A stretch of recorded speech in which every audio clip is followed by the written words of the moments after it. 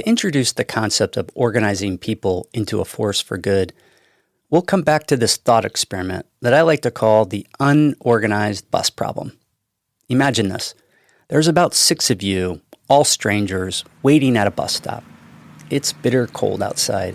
Your face feels like it's burning from the wind chill. Relief comes to you as you see a bus pulling up. Unconsciously, your body prepares for the warmth inside. You all file on board and find your way among the other 20 or so riders. After a few seconds, you realize it's actually colder on the bus. You look around. Parents are zipping up their kids' coats. Others are balling their hands in their pockets. We're all freezing, you think to yourself. So you weave through the passengers to the front and muster up the courage to ask the driver, "Hey, can you please turn up the heat?" He glances into the mirror and makes eye contact just for a fleeting second, as if to give you a warning. Then his eyes go back to the road. No other movement whatsoever. You look around to the others as if to say, "Are you seeing this?" Passengers avert their eyes. You see a teenager, and literally her teeth are chattering. You say to yourself, "I am not alone here. Maybe the heat is out." But you look down at the dashboard below, and the knob that controls the heat is clearly pointed to the off position. Maybe the driver didn't hear you? So you say again, a little louder, but with an intentional kindness in your voice, "Hey, could we please get some heat?" The driver, without shifting his eyes off the road ahead, replies authoritatively, "No." You miserably await your stop. Get off, grateful to be in motion. As your feet crush the snow beneath your shoes, you think to yourself, why can't people get together more often to change even the most basic of things?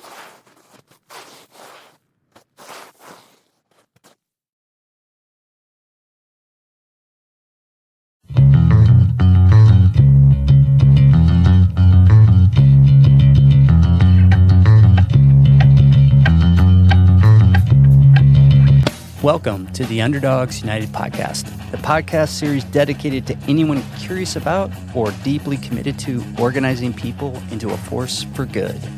Who knows? This could be your life's calling. I'm your host, Ben MacConnell.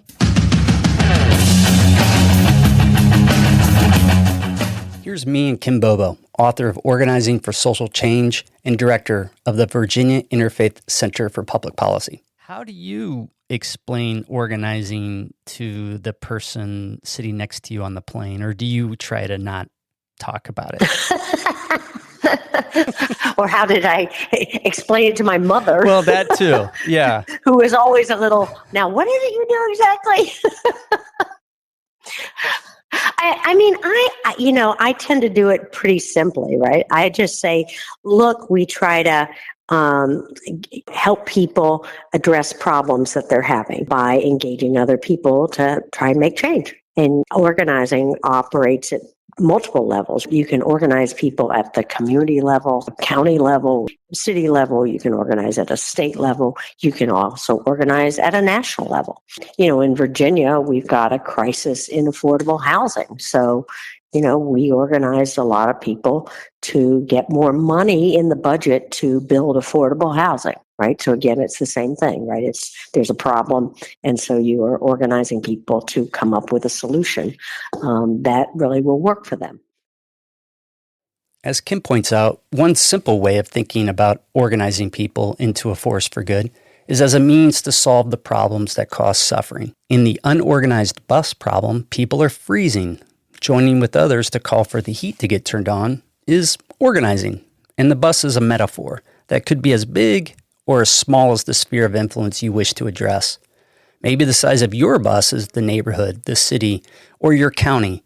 Or maybe you're more ambitious and you're looking at considering your state or even the country. Another way to introduce the idea behind organizing people is to contrast it against conventional things that you probably already know. Here's Lee Staples, author of Roots to Power. I make the distinction between community development, which is sort of collaborative efforts, very much drawing on self-help to do constructive things in communities, bringing people together and, clean up vacant lots and develop community gardens and pride days and public housing developments, meaning proud to be public housing residents, to develop youth recreation programs, after-school programs, nutrition programs, education programs, all that kind of stuff, using essentially a collaborative but very much a collective action approach. And then the social action, whereby folks are coming together to either persuade or in some cases to push institutional decision makers to do what they otherwise would not do. What Lee's pointing out is that people can fix the unorganized bus problem in a couple of basic ways. First, you could collect extra gloves and hats among the passengers and hand them out to those who have none. This would be a community development approach. You've seen this 1,000 times. Nonprofits that help people in crisis, like food pantries, disaster relief, tutoring programs, or homeless shelters. That's not what this podcast is about. Underdogs United is about recognizing that, like a lot of decisions that perpetuate suffering, there's a bus driver who has authority over the matter. As one individual, your voice can easily be dismissed. But by organizing with others, we can build a chorus of voices so loud it cannot be ignored. This is a sophisticated endeavor because it raises questions about power and the legitimacy of those in authority. It surfaces tension, which everyone is thinking about, but no one is acting on. It also creates opportunities for people to become leaders, and perhaps most importantly, to recognize our shared goals and strengthen the ties that bind us. Here's Lee again.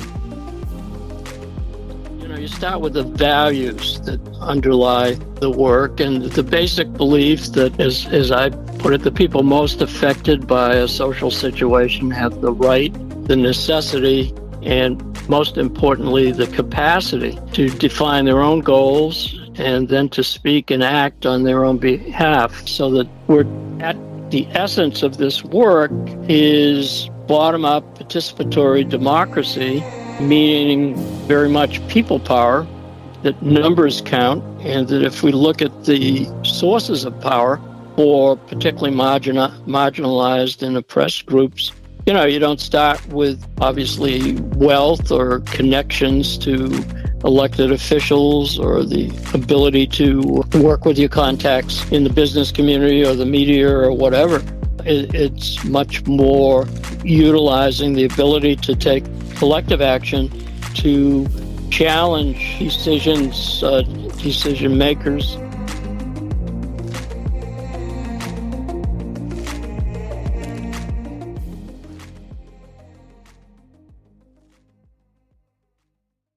When I was a freshman in college, I took this class called Social Problems at Ohio State. I remember the textbook distinctly because I couldn't believe how much it cost. I also remember fanning the pages and thinking, here's 15 or so chapters on the suffering facing everyday Americans. It covered things like economic inequality, pollution, crime, addiction, poor health outcomes for the uninsured, homelessness, mental illness. The list went on and on. Some 20 years later, I found myself in an academic bookstore at another university for some forgotten reason. And this is not a lie. I saw a similar textbook for basically the same class. It was updated, but not much had changed. Each chapter was dedicated to the same set of problems described when I was a freshman. It was filled with stats and stories of suffering and experts suggesting policies and practices that could lead to people flourishing. That moment reaffirmed something my years of organizing have taught me. Knowing a problem and its solutions is much different than getting something done about it. Here's Kim Bobo again. An awful lot of people, and especially this is true in the faith world, they basically think if we have the facts on our side or we're morally correct, that some combination of those two will mean we can win something. And so disabusing people of that notion that like just being right or morally correct or having the facts on your side will not really matter in terms of winning. I mean, they're prerequisites, they're really important prerequisites, but those two things don't really mean I'm going to win. Kim's last point is really important. We can't be naive about the work to address the problems we face. And if that college textbook back when I was a freshman was good in 1993 as it is today, it proves we need more than righteousness or knowledge on our side. I mean, seriously, just look around. You don't need a college class to understand what's at stake or how to fix it. But people in authority, like the bus driver in the unorganized bus problem, ignores you when you alone decide to speak up. So you've decided to organize and get others on the bus engaged. A reasonable question would be, how many people do you need to gain some leverage?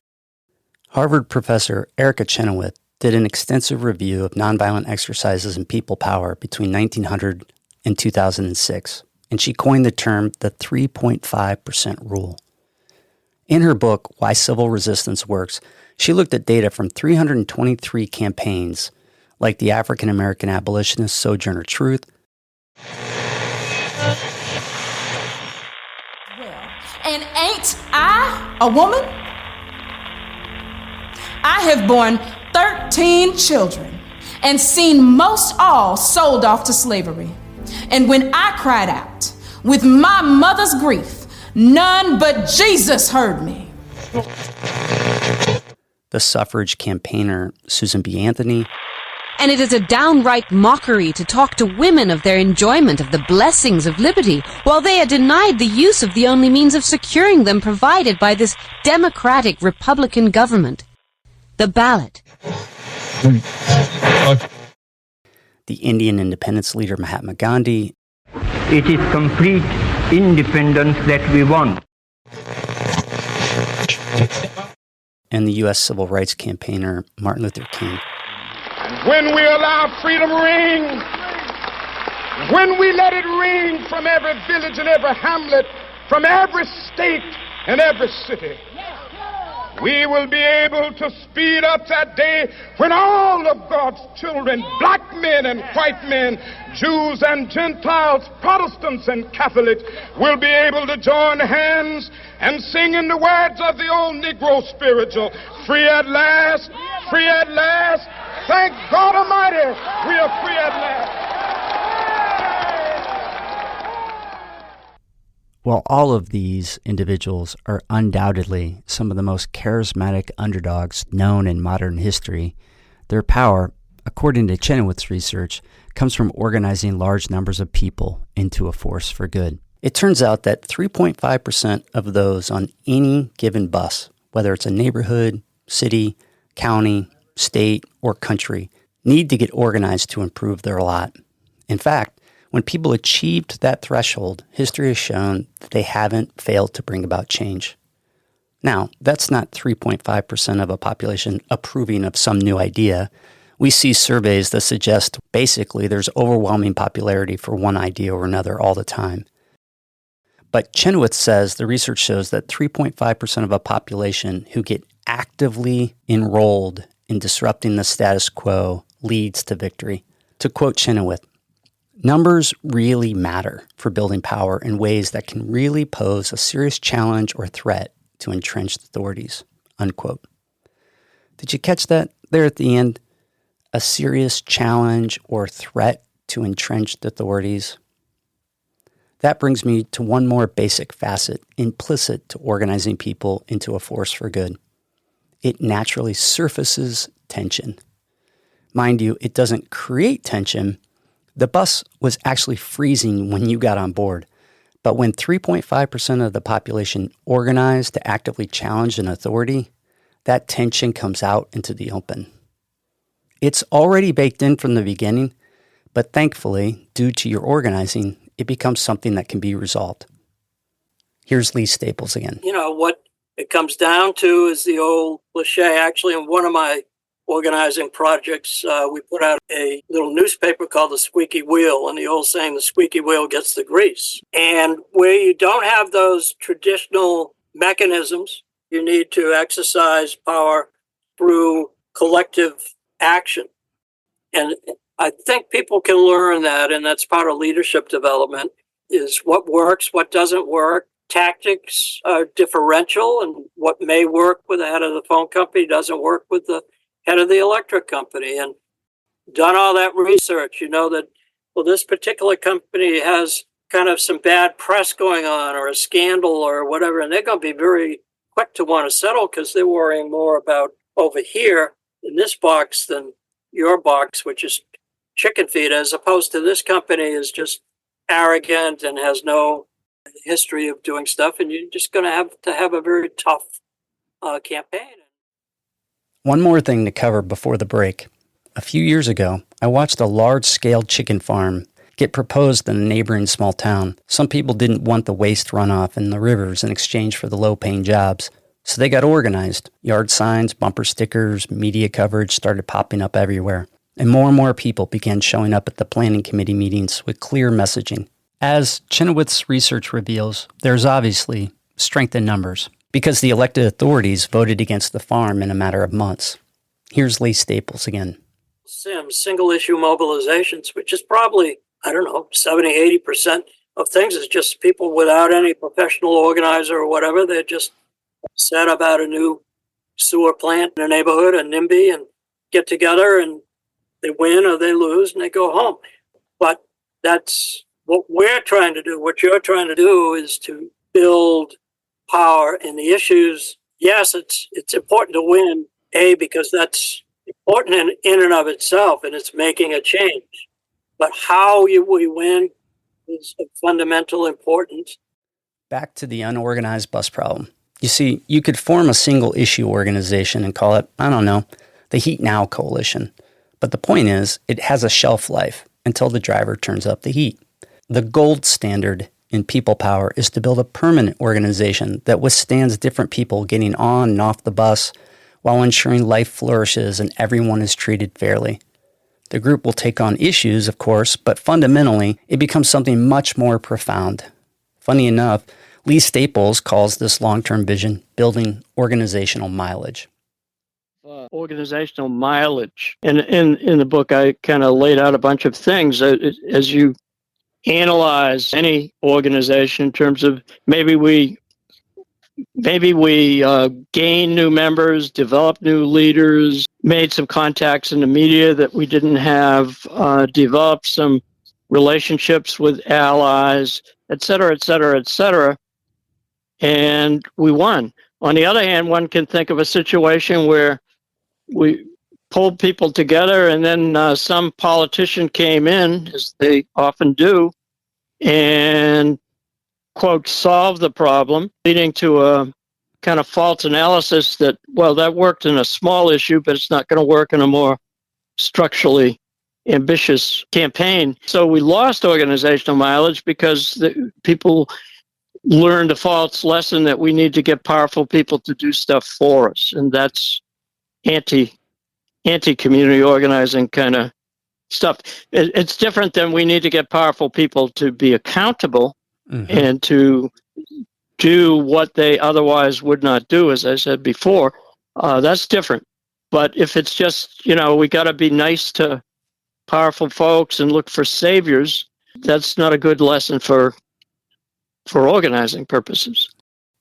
Kim Bobo continues. Well, power is really the ability to move something, right? Mm-hmm. And so to the extent that we're trying to make change, we have to think about what's it going to take? What's going to give us the ability to make this happen? It's not that we want to go around flexing our muscles, showing our power. It's really around that we want to make a difference. We want to make a change. And so we have to take seriously what's it going to take to make something happen. What's the power that is needed in this situation to really move something? And, I've done a few stoplight fights, right? And frankly, it doesn't take that much to win it, right? Yeah. Depending on if it's an administrative process or a local government official, an elected leader. If it's an elected leader, you get 50 people from the neighborhood in the room and you tell them why this is important. You can probably win it. 50 people is great, right? Yeah. But, you're trying to win a major piece of legislation at a state. 50 people's not enough, right? It's not the power that's going to win this. And so in every situation, you're trying to understand, what's it going to take to win and how are we going to get there? And frankly, we don't want to be putting people in situations where they're going to lose all the time. Because Exactly. that's so disheartening. No one wants to lose. We all want to win. So we've got to figure out can we win this? And if we can, great, let's go for it. And if we can't, well, how can we either get more people involved so we can win, or how do we scale back what we want to something we could win so we can get people excited? Because nothing builds on success better than win. So, if you're going to lose all the time, no one's going to want to join your organization. But if you begin getting a track record of winning, then you're going to engage more people to get more excited. And then you've got a shot at winning something bigger. Now, a short break. When we get back, the twist. Organizing isn't what you think it is.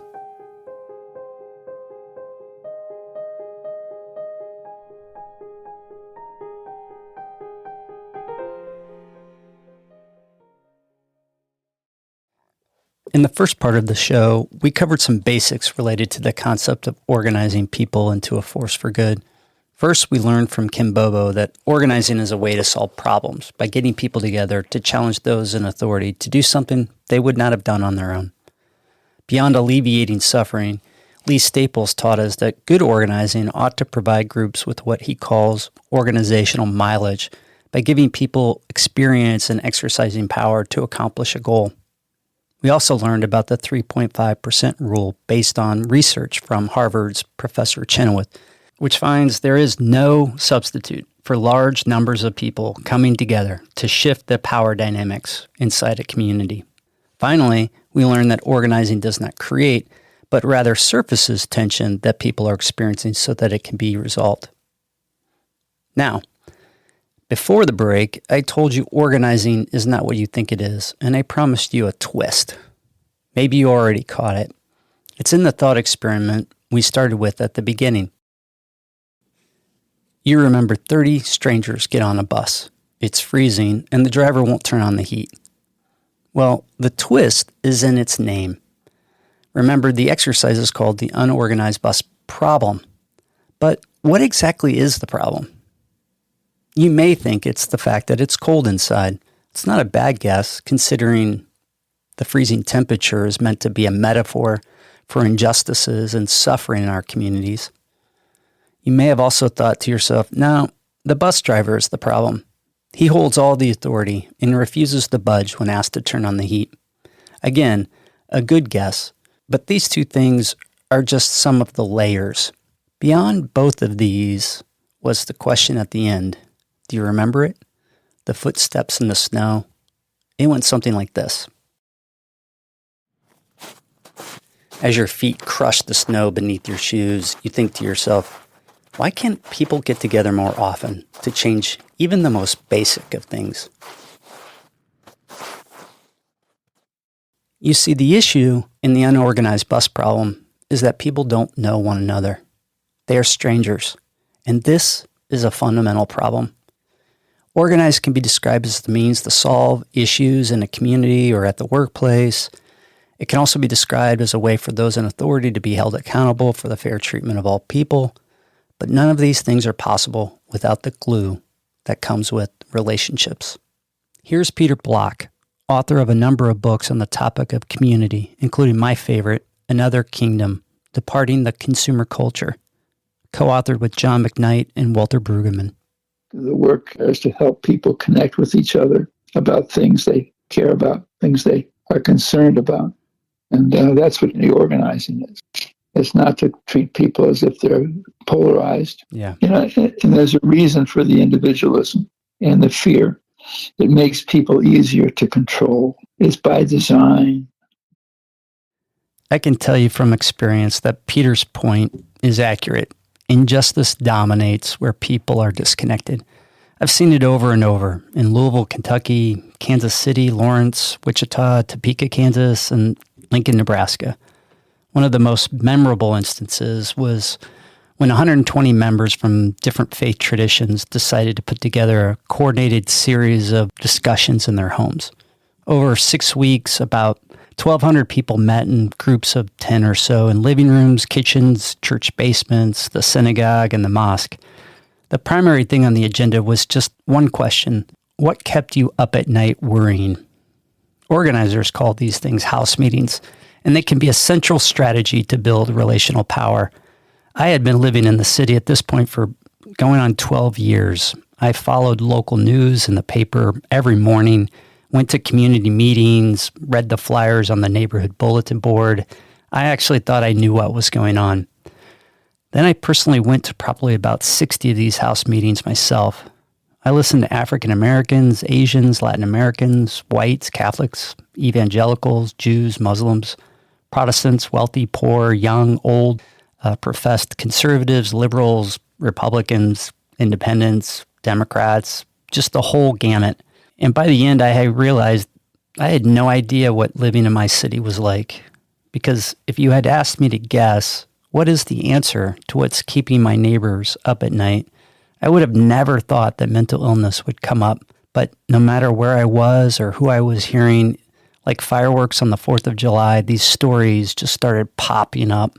People told stories about suffering alone in their silence with mental illness, loved ones depressed, suffering from bipolar disorder, schizophrenia, loved ones who were living on the streets, refused to come home, having to rely on police to de-escalate a situation, having absolutely no resources in order to find help, and once they did, getting no way of navigating through the system. It didn't matter if you were insured or uninsured or wealthy or poor. Essentially, throughout the city, people were suffering. Later, the group that had formed decided to focus on mental health as a priority. They learned all this suffering that was dominating our lives separately was actually entirely predictable. Authorities at the federal and state levels had been steadily dismantling the mental health system for decades, allowing this slow-motion train wreck to quietly unfold. In other words, the bus driver had turned off the heat a long time ago in my city when it came to mental health, and my neighbors were freezing. The organization that was formed was called Justice Matters, and they took that tension that people described in those small group discussions and brought it out to the open through large, well-organized public meetings, calling on the bus drivers of our city to act. And not only did the organization succeed in creating a whole new addition to the system of mental health care in our community, they ritualized the practice of listening and acting together. We were no longer powerless, disconnected strangers, and it started with accelerating relationships through those house meetings. Here's Peter Block. And you can help people accelerate their connection with each other. So instead of, we would have dinners, but we give them a card for the appetizer, answer this question. For the entree, answer this question. Because if people can realize they can have conversations with each other they didn't think was possible, trust gets built really fast. Yeah. But you're right, it is a relationship business. And what we're trying to do is accelerate that and make it the way we are together every time. If you do yoga, there's a lot of attention to the breath. And I feel in a collective world, curiosity is the relational version of the breath. And all you have to do is be curious and ask people questions that go deeper, and the world has changed. It works, but it doesn't need to take 3 years of getting to know you before we fall in love. Sure. And I've kind of given my life to trying to create a world, something different than what I inherited. And each one of us is such a short time and such a small drop, but it didn't matter. That was art, like I'm at near the end of my life, and I think, well, at least it was mine. It didn't always go that well, but I knew that my life was my own. And it became my own is by engaging them in these conversations that help them increase their sense of aliveness. And it's stunning about the collective to me. I've been with groups, and I break them into groups of 3, and there's 60 people in the room. And then I ask them, what struck you? And the person says, as I began to trust these 2 other people, I began to trust the other 65 people in this room. And I thought, wow, there's something there's some biology, some anatomy, some physiology going on in this collective work that we're clueless about. There's one more thing to explore when introducing the idea of organizing people into a force for good. Relationships not only provide the glue that enables people to act together to disrupt business as usual, but it also provides the possibility to imagine something new. Here's Peter Block describing a conversation with biblical scholar Walter Brueggemann while discussing one of the most powerful stories of justice ever told, the Exodus story, where Israelite slaves organized and fought for their freedom. And he said, the wilderness was a choice to go there, knowing there would be enough for all of us, and there was. I asked Walter, why did it take the Jews 400 years to claim their freedom? And he said they couldn't imagine being free. And the challenge for your work is to help people imagine being accountable, being free, being the creators and producers of their own experience in their own world. And so Walter felt that the neighborhood is the modern wilderness. Lee also talks about this phenomenon. He calls it reality softening. And reality softening is kind of challenging things that people believe that perhaps get in the way and so forth. I used to use this is a academic digression, but something I use in the class is there's two classrooms, and somebody misses class and they come in and they say, what was it like last night? Come into the Saturday class. What was it like last night? And everybody in the first class says, oh, it was a wonderful sunset. Beautiful, just a beautiful, lovely night. And everybody had agreed on that it was a beautiful sunset. And so for that person, that's reified. You come in and it's objective fact. It's not socially constructed. The next classroom over, somebody looked out the window and said, oh, look at the sun. It's beautiful and so forth. And somebody said, oh, well, but that's the smoke from the wildfires, or that's the sun's rays refracting off of pollution from a nearby factory. And maybe there was a little back and forth, but maybe there was a discussion about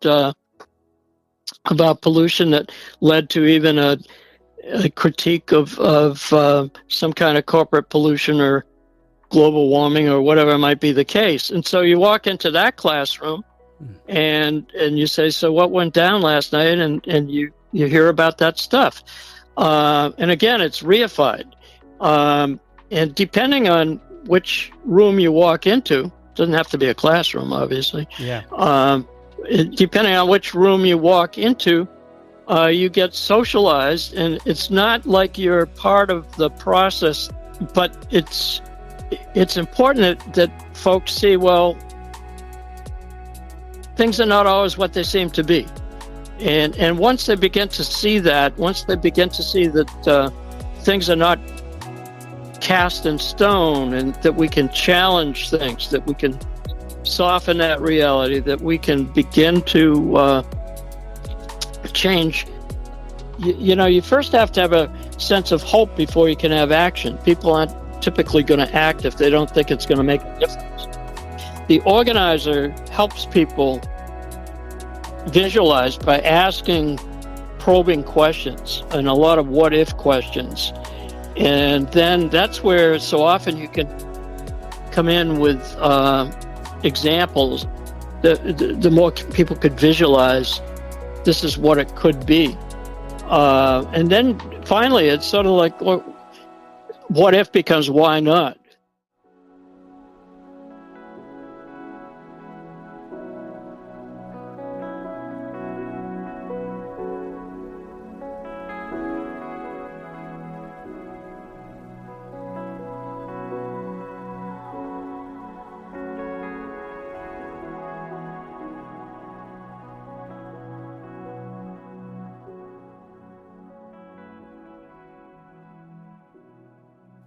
Yeah, why not? I couldn't agree more. That'll do it for our first episode in this series. To summarize, Building relationships is the foundation for people power and the antidote to injustice. Once pieced together, people can create something completely different, a softened reality from the enduring suffering we presently experience. But it's more than tackling problems. Ideally, organizing is about building long-term sustainable organizations that bring more and more people together, ritualize listening, accelerate relationships, create leaders while surfacing the quiet tension in our lives and demanding resolution. That's enough for one episode. If this has piqued your curiosity in organizing, or you're already an organizer and you need a shot in the arm from time to time, hit the subscribe button. In the next few episodes, we will cover the roles and qualities of an organizer, even putting some of their parents on for fun. We'll also tell a few stories about underdogs who united and overcame great odds to transform people's lives. But before we go, I really enjoyed some of the stories Lee shared, and I thought they needed their own place. So I leave you with a segment I'm calling Story Time with Lee.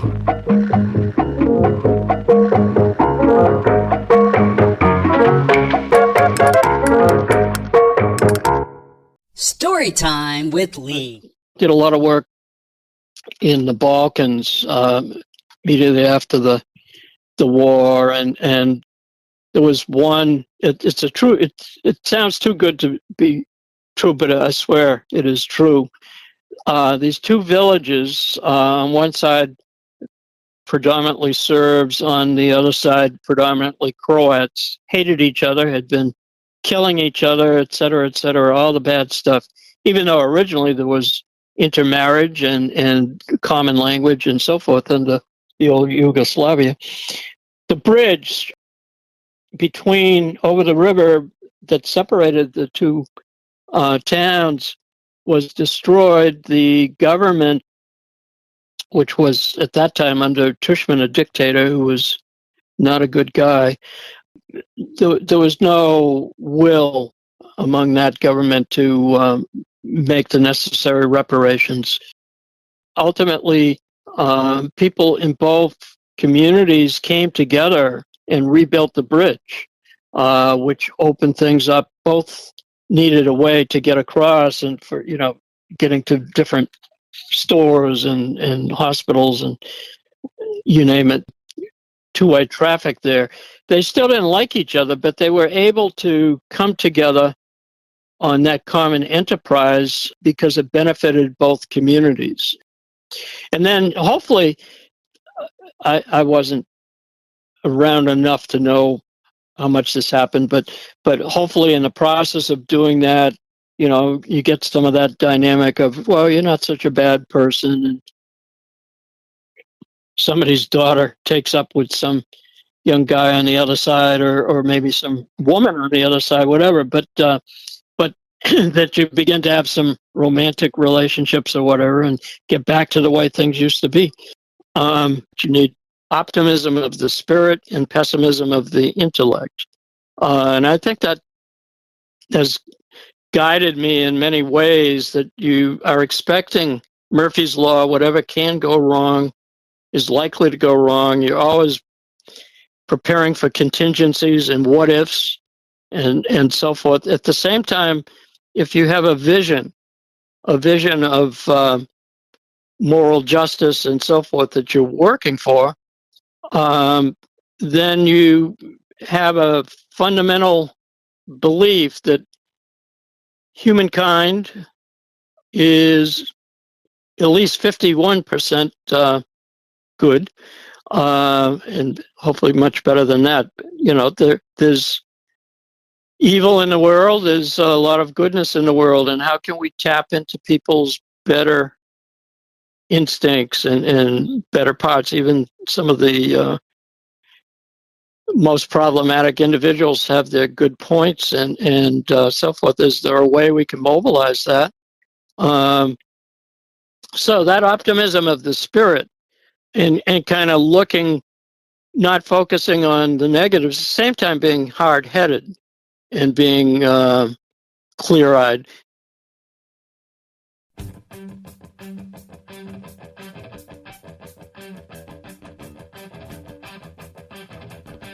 I hope you enjoyed that. Thanks to Lee Staples, Kim Bobo, and Peter Block for their contributions to this episode. Thanks to the Direct Action and Research Training Center for allowing me to write this love letter to the field as a sabbatical project.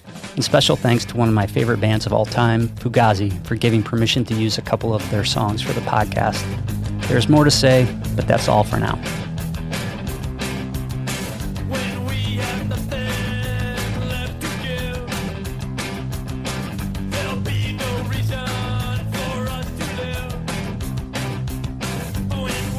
The